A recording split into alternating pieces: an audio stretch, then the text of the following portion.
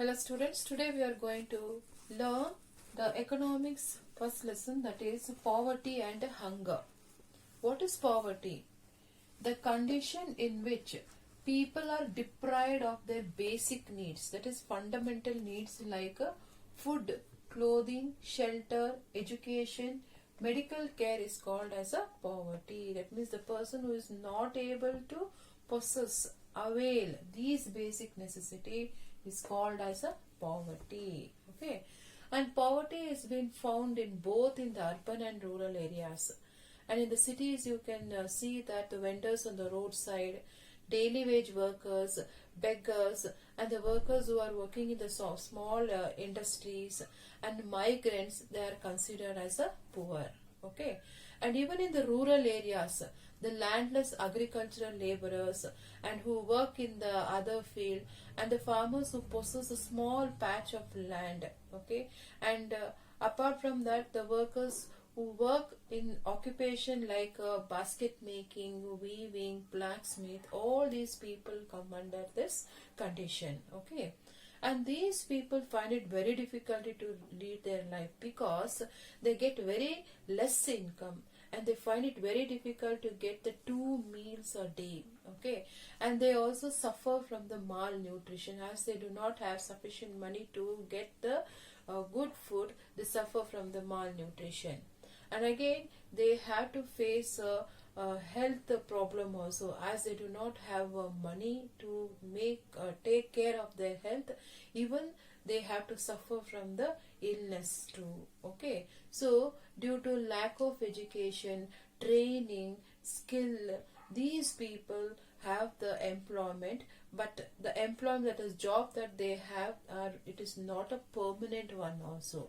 And since their job security is not there, so whatever the work they do in the place where work, they get very less income, and whatever the income that they get, they find it very difficult to lead their life. And you might have seen these people living in the kacha house, that is they have the walls and the roofs that is covered with the mud or with the coconut leaves and the grass. Okay, and they may even be living in the small tents or in the houses of built with the tin sheets on the roadside or under the trees. Okay, so the people, that is the area in which such people live in the cities, are called as a slums. Okay, so like this, the people who are deprived of their basic necessities, that is food, clothing, shelter, education and health, is called as a poverty. Okay, and there are some social scientists who have discovered the different yardstick or the indicators to measure this poverty. Okay, before independence, Dadabhai Navroji, he has identified the new concept, that is to identify the poverty, and that is called as a poverty line. So what is poverty line? It is nothing but the estimated minimum level of income that is required to secure the basic necessities of life. Okay, so in other words, it is said that it indicates the capacity of minimum income, that means needed to meet the subsistence, that is the basic necessities of a human being, like food, clothing, shelter and education.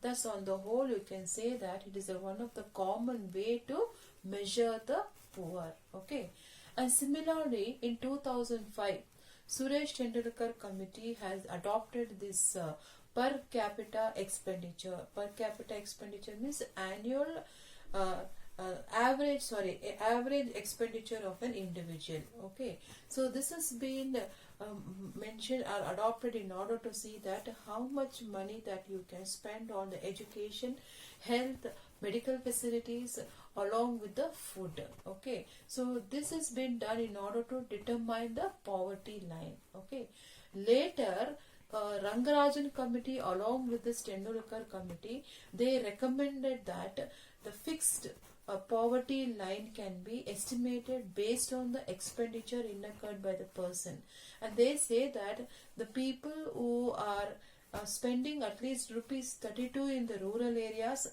and the people in the urban areas, those who spend 47 rupees That is the minimum amount the individual has to have to spend in order to measure the poverty line. Okay, and at the international level, the World Bank identifies that the person who is unable to spend $1.25 on his daily consumption is being considered as a person who is living under the poverty line. Okay, so according to this view, that means according to this report, it has been said that around 41% of the population of India at present are in the poverty line. Okay, so if the income and the consumption of a person falls to the minimum level, then that person is considered as a poor. Okay, so now we'll know about the causes of the poverty in India. Okay, poverty in India is due to several factors, that is social, political, economic and other things.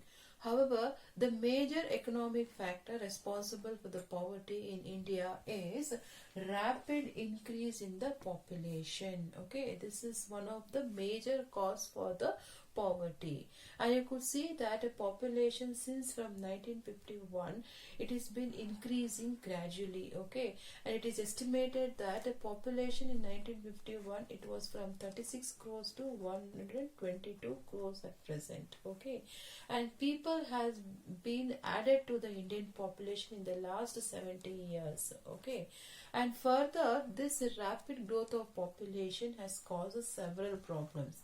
Like for example, your grandfather would have possessed 5 acres or 10 acres of land, and what he will do, his children will inherit the land from him. So 10 acres will be divided into 5, and further they will have the children, and that 5 acres will be inherited by their children.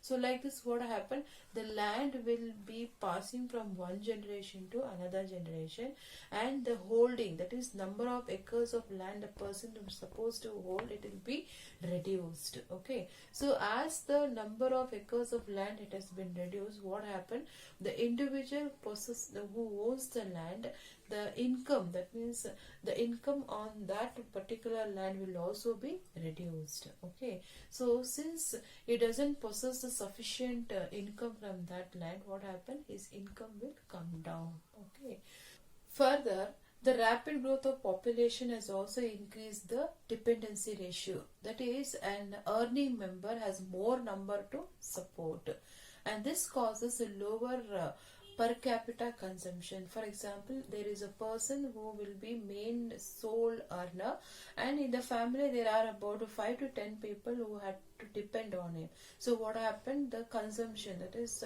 amount that is to be spent on the consumption, it will come down. Okay, so this lower per capita consumption, which is not enough to meet the basic needs of the individual. So that is also one of the causes for the due to the growth of population in India. And further, the growth in the population has reduced to the rate of saving. As you are saving, that means your income is very less. What happened, whatever you earn, you will spend on the consumption, and you will not have the money to save. So this growth of population had also adversely affected the rate of saving and the capital formation. Okay, so which is very essential for the growth in the income and employment. For example, if you would have saved the money, and that savings it will be deposited or used by the government for other purposes, wherein it will use that money for generating the employment or for using for the welfare measures. Okay, so if the individual saving capacity has reduced, what happened, it will adversely affect on the income and the employment. Okay, so this has adversely affected the growth of the irrigational facilities as well as even on the industrial sector also. Okay, so we can see that this rapid growth of population had adverse in the per capita income, even in the savings, and even in the capital formation, which is very essential for the growth of the economy.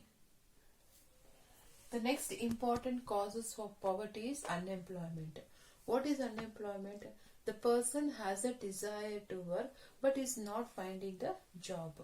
And this unemployment condition is found more among the casual laborers and whose population is more in the urban areas. Further, this unemployment is due to the slow growth of economy and due to the lack of proper capital formation. Okay, so as a result, what happens is they are not getting the jobs. More and more people depend on the agricultural land, so there will be more pressure on that. So this has resulted into the disguised unemployment, and since more are dependent on the land, the productivity, that is the product, the resources that we get from the land also will be reduced. Okay, and this has caused to the low productivity, low income and the poverty. Okay, the next third cause for the poverty is low level and growth of national income. Okay, what is national income? The annual income of the country. Okay, so in the first few decades, due to this planned development, what happened? The annual income was gradually increasing. That means it was 5.5% per annum. But there was no decline in the poverty level in the rural areas and even in the urban areas. This is because there was no proper land reform. What is land reform? The reforms that have been introduced in order to progress the agricultural land. Okay, though there was a growth in the annual income, but there was no proper reforms that is being taken up for the growth, the development of the land. So what happened? Since there was no reforms in the growth of agriculture and industrial growth, so this is also lead to the poverty. That means no employment and thus result in the poverty. Okay, so as a result, what happens? Per capita income also remain at low and savings also become low and lower productivity and lower income growth, and this has caused the people in the poverty. Okay, next important cause is rise in the price level. So what happened? Gradually, when the price of the commodity increases, the purchasing power of the individual comes down. Okay, though this price rise in the price level benefits some people, but it will greatly affect the people, that is especially to the poor people, where they do not have a sufficient money to buy the commodities. Okay, so it has been benefited only few people, and the person who has a lower income, they find it very difficulty to get the minimum needs when the prices of the commodity increases. Thus, inflation, that is a rise in the prices of the commodity, especially in the food grains, pushes down many households below the poverty line. Okay, as I told, inflation means rise in the prices of the commodity. So what happened? When the prices of the commodity goes up, the purchasing power of the goods will come down. And if this thing happened in the case of the poor people, then it is very difficult for them to get the essential commodities. So to meet this, that's why the government has established this public distribution system. You have learned that, okay? Public distribution system, where the government purchases the good from the Food Corporation of India and supply to the people at a lesser price. Okay, so the public distribution system has been designed to provide the food grains like essential items like rice, oil, chili powder and essential commodities to the people at a lower rate in the market. Okay, that means in the fair price shop. Okay, the next important causes of the shortage of capital and the able entrepreneur. So what is capital in economics? Money. Okay, entrepreneur means the able persons to start the business. Since we have the shortage of saving and the capital formation, what happened? It is not possible to start a business. Okay, so this is also one of the important cause for the poverty in India. So low income, low saving and less money for the investment for the growth of the country. Hence, there has been a low and slow capital formation, results in the low productivity and income earning capacity. So these are some of the causes of poverty in India.